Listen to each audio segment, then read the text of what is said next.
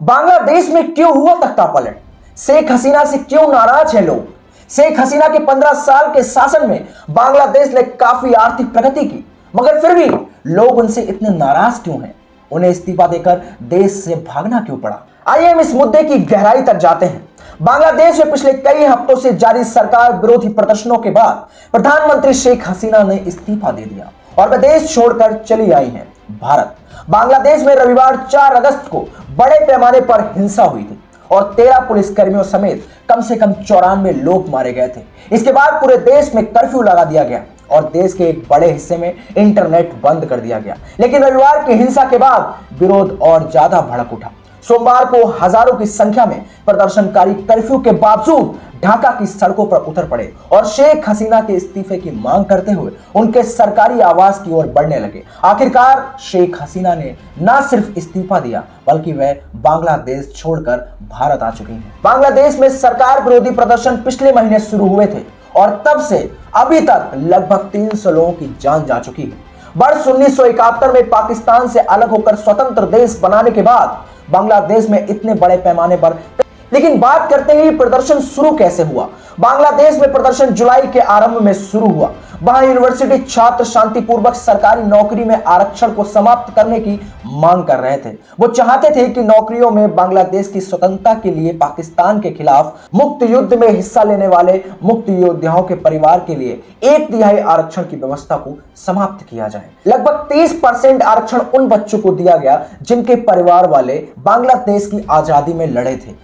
1 जुलाई को वहां छात्रों ने धरना देना शुरू किया, मगर शेख हसीना ने प्रदर्शनों को खारिज करते हुए कहा कि छात्र अपना समय बर्बाद कर रहे हैं। यह आंदोलन उग्र होता गया और 19 जुलाई को वहां प्रदर्शनकारियों के खिलाफ सुरक्षा बलों की कार्रवाई में 67 लोगों की मौत हो गई। इसके 2 दिन बाद 31 जुलाई को बांग्लादेश की सुप्रीम कोर्ट ने भी नौकरियों में 1/3 आरक्षण के विरोध में फैसला दिया और आरक्षण की सीमा को घटाकर 50% करने का फैसला सुनाया। मगर छात्र इससे संतुष्ट नहीं हुए और इस आरक्षण को पूरी तरह समाप्त करने की मांग करते रहे। सरकार के सख्त रवैये से उनकी नाराजगी और बढ़ती गई।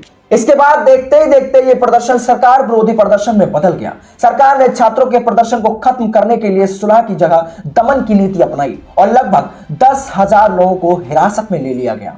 बांग्लादेश की अर्थव्यवस्था की बड़ी चर्चा होती है और वह दुनिया की सबसे तेजी से प्रगति कर रही अर्थव्यवस्थाओं में गिना जाता है।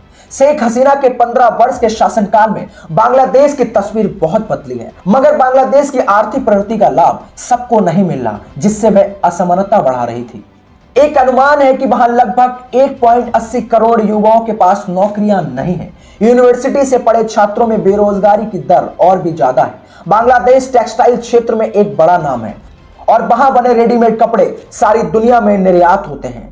इस उद्योग में लगभग 40 लाख लोगों को रोजगार मिला हुआ है, मगर इन नौकरियों में कॉलेज के पढ़े लिखे छात्रों के लिए संभावनाएं बहुत कम हैं। इन्हीं वजहों से बांग्लादेश में असंतोष बढ़ता जा रहा था और यही वजह है कि छात्रों का आरक्षण विरोधी आंदोलन सरकार विरोधी आंदोलन में बदल गया और शेख हसीना की सत्ता गिर गई। रातों रात तख्ता पलट हो गया। अब शेख हसीना भारत में शरण लेने आई है। अब देखना यह है क्या भारत शेख हसीना को असाइलम देता है या शेख हसीना लंदन जाएंगी असाइलम लेने के लिए। वैसे तो भारत ने बांग्लादेश का साथ हमेशा दिया है। 1971 की लड़ाई में भी भारत का बहुत बड़ा योगदान है। एक पूर्वी पाकिस्तान को बांग्लादेश बनाने में, बांग्लादेश को पाकिस्तान से आजाद कराने में भारत का बहुत बड़ा योगदान है। 13 दिसंबर 1971 को भारत ने ही पाकिस्तान की आर्मी को मजबूर कर दिया था सरेंडर करने से। उसी समय बांग्लादेश बना था, जो कि भारत की देन है। अब देखना यह है कि बांग्लादेश की प्रधानमंत्री को भारत कब तक शरण देता है या शेख हसीना लंदन जाएंगी। मिलते हैं अगली वीडियो में। धन्यवाद।